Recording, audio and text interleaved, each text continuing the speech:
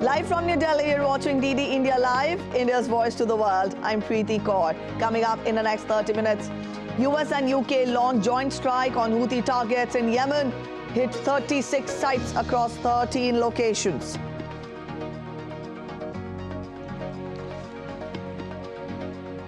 Raging wildfires in Chile kill at least 46, cause widespread destruction.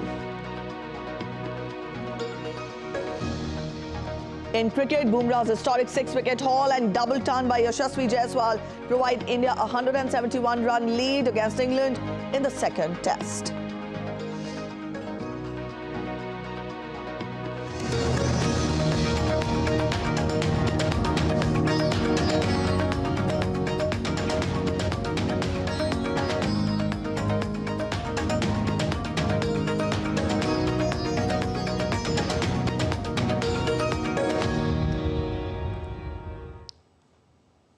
Let's get to international updates first. The US and United Kingdom have struck multiple targets against Iran-linked Houthi militants in Yemen. The UK government on Saturday called this third wave of strikes as proportionate and targeted. Its defense ministry released the footage and said that precision-guided bombs were used to strike multiple targets near the Sana'a airfield. The strikes hit buried weapons storage facilities, missile systems, launchers and other capabilities the Houthis have used to attack the Red Sea shipping zone. While United States Central Command also released photos showing a missile launch and flight operations for strikes.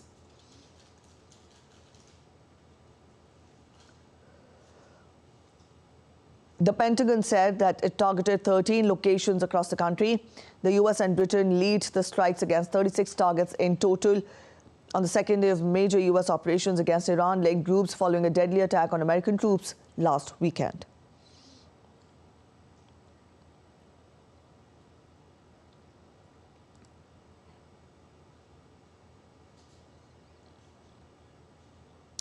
The UN Security Council is going to hold an emergency meeting on Monday regarding the US strikes in Iraq and Syria.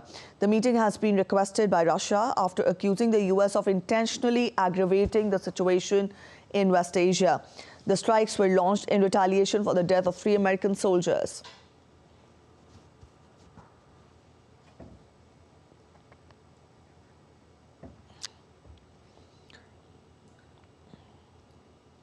The United States has issued a warning of more potential airstrikes after carrying out an offensive against 85 targets in Iraq and Syria.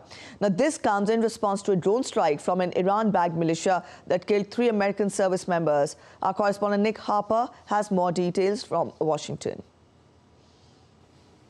We've seen considerable anger from the Middle East in response to these US airstrikes, Iraq and Syria, that were struck by the United States, but also Iran, who has backed the militia in those 2 countries, all saying that the US has violated the sovereignty of both Syria and Iraq, and also saying that the US is threatening to create a wider conflict in the Middle East.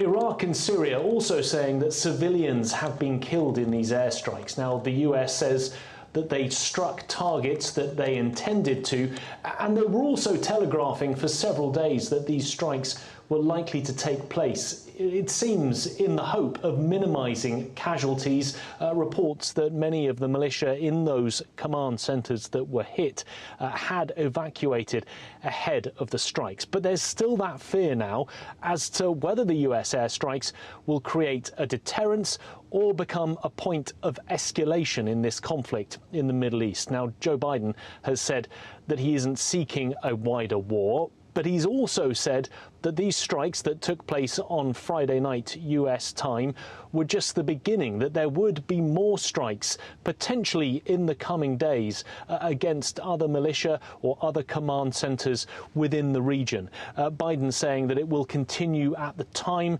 and place of the US choosing. So the US is trying to deter future attacks, but there is still that overriding fear that what the United States has done may prompt further escalatory action from any of those 3 countries in the region. Although I think it is worth noting that the United States chose not to target Iran itself. There were no attacks on Iranian soil, and we have not seen from Iran, despite the condemnation, any threats to retaliate as a result of these US strikes. Nick Harper in Washington, reporting for DD India. In an unprecedented move, Senegal postponed presidential elections following an outcry against the disqualification of opposition candidates. In a televised address to the nation, Senegal's President Macky Sall on Saturday announced the delay in polls without setting a new date. Voters in Senegal are due to choose a successor to President Sall, who is not seeking a third term.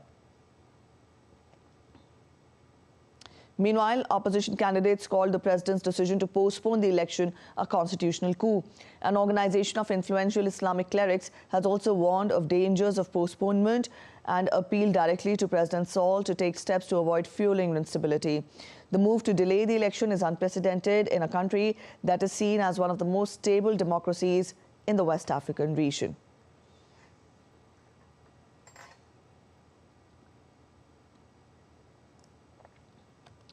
The U.S. State Department on Saturday urged Senegal to swiftly set a date for a new election after President Sall announced the indefinite postponement of the presidential poll scheduled for February 25th. The U.S. Department's Bureau of African Affairs, in a social media post, expressed concern and urged Senegal to swiftly set a date for a new election after Sall announced the indefinite postponement of a presidential poll scheduled for February 25th.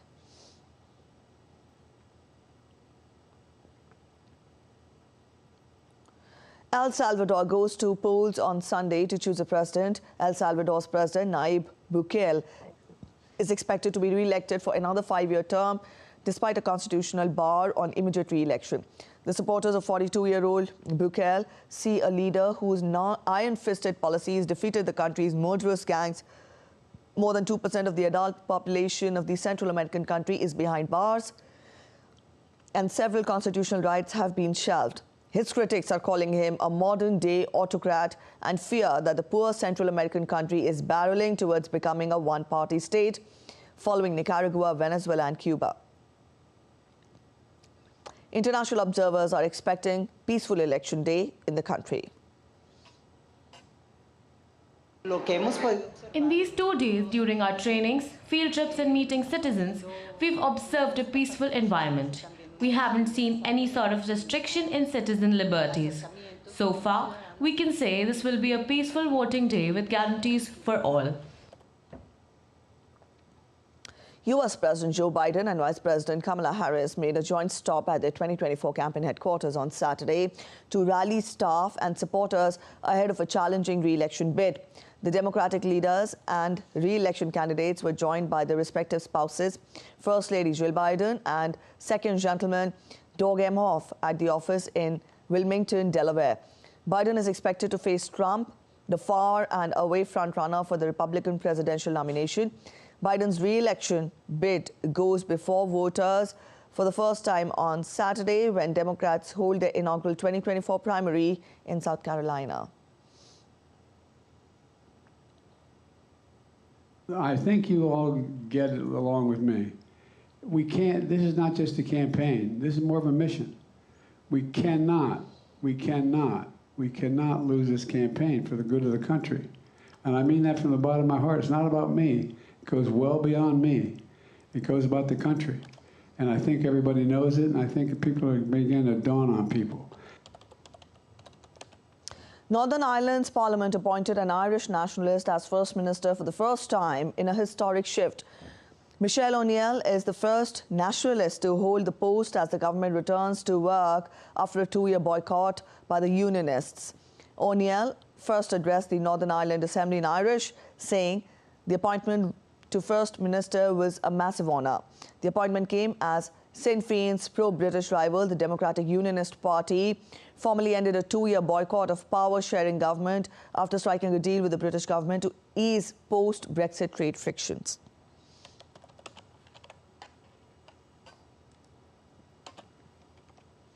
Let's get to update on the Russian-Ukraine conflict now. Russia's emergencies ministry said that Ukrainian shelling on the eastern occupied city of Lysychansk has killed at least 20 people. Russian forces said Kyiv had targeted a bakery that is popular on the weekends. The attack came, as Kyiv said, Russia hit it with a fresh barrage of Iranian-made drones, which targeted energy facilities in the central Dnipropetrovsk region, leaving thousands without power.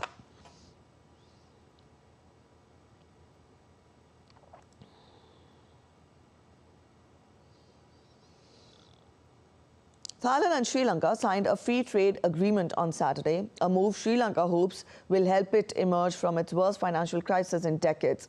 A delegation headed by Thai Prime Minister Srettha Thavisin arrived in Colombo to sign the FTA along with other agreements. Thavisin will also attend Sri Lanka's 76th Independence Day celebrations. The FTA is aimed at enhancing market opportunities with negotiations covering various aspects such as trade in goods, investment, customs procedures, and intellectual property rights.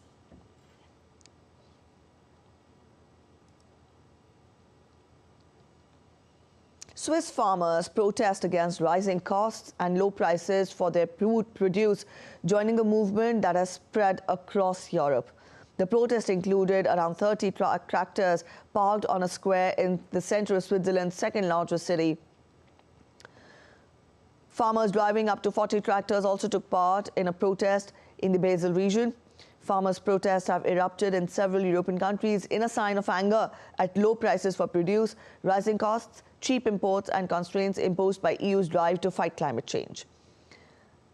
Rudi Burli, president of the Geneva Farmers Union and Switzerland's two main distributors, dictate the prices paid to farmers, and that the protesters were asking Parliament to bring in measures that would allow farmers to negotiate more fairly with the buyers of the agricultural produce.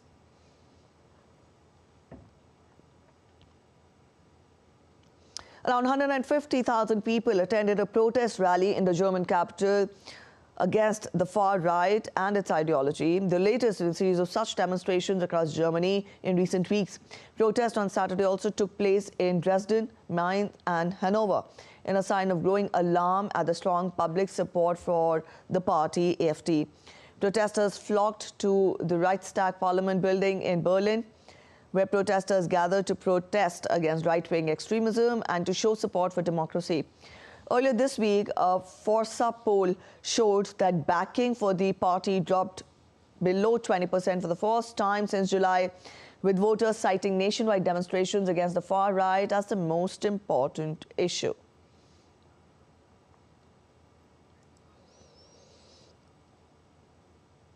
Turkey handed over keys to newly completed homes to some of those left homeless after last year's devastating earthquake, 1 year after the country's deadliest disaster. The Turkish government handed over the keys of newly completed houses to some evacuees. President Tayyip Erdogan said that 7,275 houses will be presented to the victims in Hatay at a ceremony organized in Hatay region, which was the most affected by the earthquake.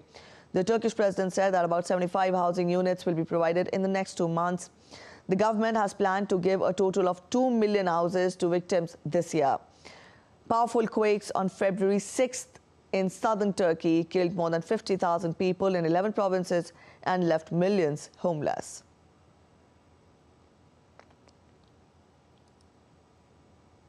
Let's get to weather updates from across the globe now. Wildfires ravaged 480 hectares in Chile's central Valparaiso. The Melosilla area fell victim last Friday, attributed to high temperatures. With strong winds complicating containment, 10 aircraft assisted. Chile's national forestry body reported 7,000 burned hectares in Valparaiso and also resulted in casualty of 46 people as per the latest reports. The situation remains critical, necessitating continued vigilance and support. Paula Guterres, presidential delegate for Valparaiso, cited the weather's role. El incendio del sector de Melosilla, donde nos encontramos en este minuto, es una afectación a aproximadamente 480 hectáreas. Es un incendio que ha avanzado rápidamente, producto también de las condiciones climáticas, la temperatura, el calor extremo. Southern California encountered heavy rainfall from the first of the 2 consecutive atmospheric river storms. The deluge caused localized flooding and stranded vehicles. Flash flood warnings were issued for Los Angeles County, with flood advisories in San Diego and Orange counties. A more intense second storm is projected to impact California with high winds and substantial rainfall, enhancing the flood risk.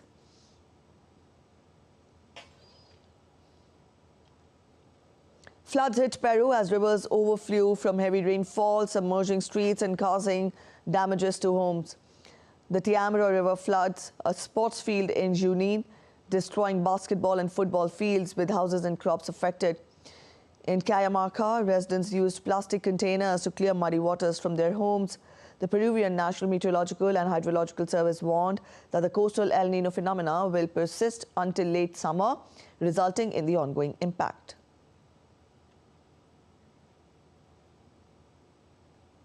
Storm Ingan batters Norway, cancelling ferries, causing road closures and damaging buildings.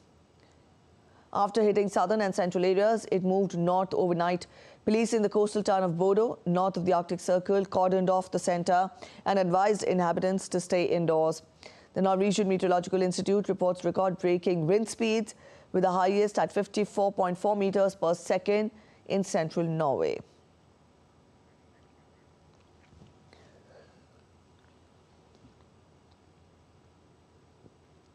The heads of state and government of Southern African Development Community, that is SADC, have proposed a joint cholera response plan to control the spread of the disease in the member states. Thousands of people have been infected and hundreds have died in the region from the disease since late last year. Let's get the latest information on this from DD India correspondent Isaac Lucando. Leaders of the Southern African Development Community, SADC, have recommended synchronized cross-border vaccination campaigns against cholera. Since January last year, cholera has affected Botswana, South Africa, Mozambique, Zambia, Tanzania and the DRC, among others. Experts say this outbreak could be the worst cholera crisis in Southern Africa in years. UN agencies have reported 200,000 plus infections and 300,000 plus deaths in 13 African countries since last year. January alone witnessed 6,000 new cases and 355 deaths in 9 countries. SADC member states say they aim to enhance their ability to assess the risk of outbreaks across borders and improve public health surveillance. The economic bloc also plans joint efforts to improve early detection and disease prevention. Cholera, waterborne and lethal, mostly impacts communities with poor water and sanitation. Isaac Lucando in Dar es Salaam reporting for DD India.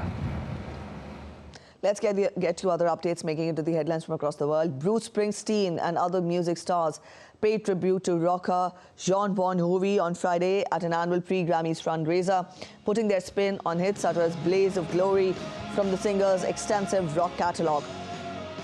The 61-year-old was chosen as this year's Person of the Year by Music Cares, a charitable arm of the Recording Academy that raises funds to help musicians with healthcare and other needs.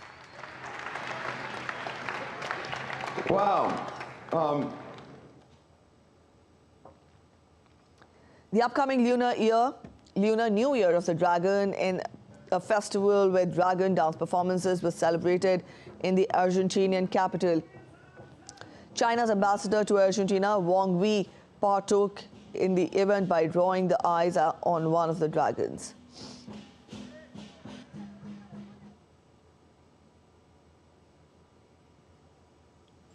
Brazilians gathered in Rio de Janeiro's Sambadrome to bless the iconic venue a week ahead of the beginning of the carnival's competitions. Dressed mostly in white, members of the Catholic, Umbanda and Candomblé faiths took part in the ecumenical rite.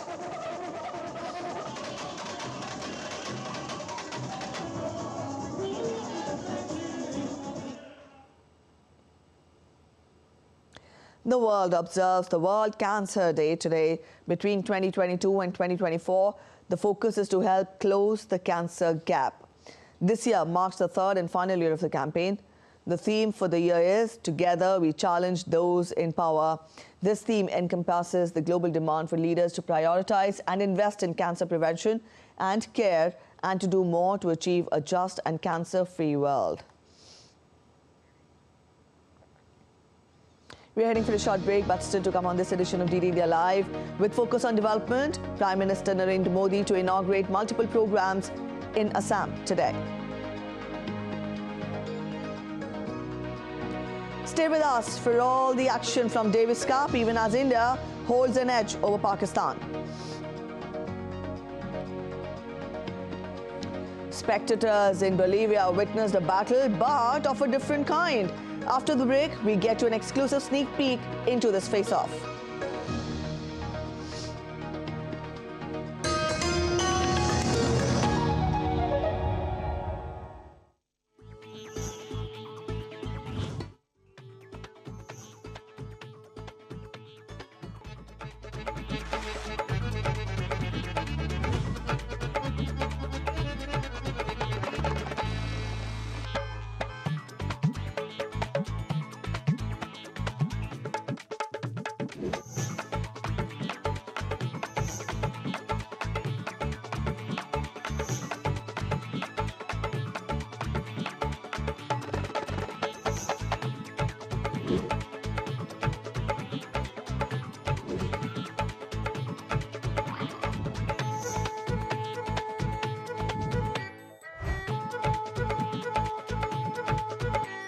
Welcome to Jaipur.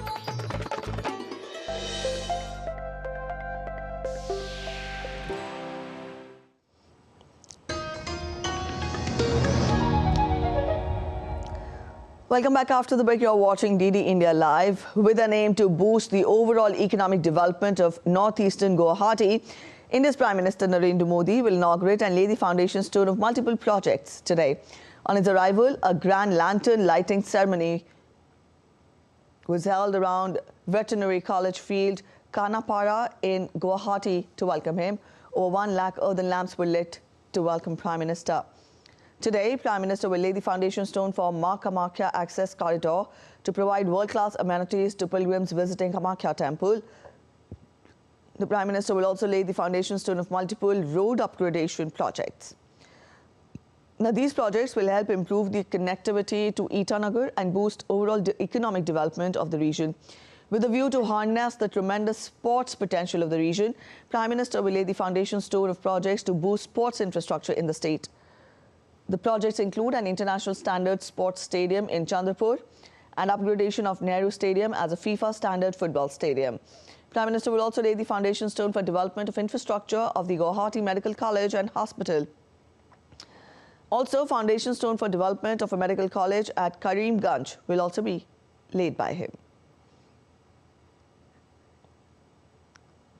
Recognizing the crucial roles played by accredited social health activists and Anganwadi workers in the healthcare sector, India's Finance Minister Nirmala Sitharaman in her budget speech declared the extension of health coverage under Ayushman Bharat scheme. The inclusion of these frontline workers in the scheme aims to enhance healthcare benefits and support their invaluable contributions. A quick look at other stories making it to the headlines today. INS Karanch, an Indian Navy submarine, arrived in the port of Colombo ahead of Sri Lanka's 76th Independence Day celebrations today. The visit symbolizes the strengthened maritime relations between India and Sri Lanka. The submarine was welcomed by Sri Lanka Navy in accordance with the naval customs. Indian Army in the Union Territory of Jammu and Kashmir organized a medical camp for Bakarwal community in Dahok Khalsa ahead of the World Cancer Day.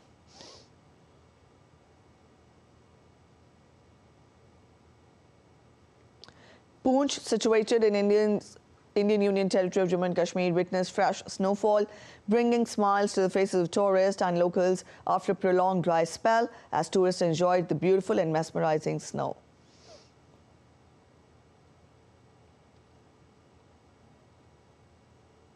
Talking of sports now, in cricket, Jasprit Bumrah claimed 6 for 45 in a reverse swing masterclass to fetch India a handy lead on day 2 of the second test against England in Visakhapatnam.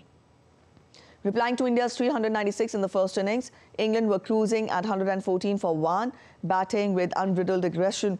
Bumrah then turned the match on its head and England were all out for 253, conceding a first innings lead of 143.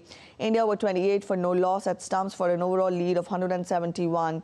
England got off to a strong start with Zach Crawley and Ben Duckett. Crawley hit Bumrah for 4 fours in an over en route to a 52-ball 50. But the England innings fell apart after Crawley's dismissal. In Davis Cup, India has taken a 2-0 lead against Pakistan in the World Group 1 playoff match in Islamabad on Saturday. In the men's singles match, Ramkumar Ramanathan defeated Asimul Haq Qureshi in a grueling 3-set match. Ramanathan displayed resilience and determination to secure a 6-7, 7-6, 6-0 victory after losing the first set. In another 4-set singles match, in fact, Sriram Balaji overcame Akhil Khan in straight sets. He won 7-5, 6-3 to give India a 2-0 lead on the opening day. India will take on Pakistan in the remaining 2 singles and doubles ties on Sunday. Carnival attendees were delighted in Bolivia on Saturday by a Battle of the Bands competition. Over 5,000 musicians dressed in colorful suits performed traditional songs in the city of Oruro.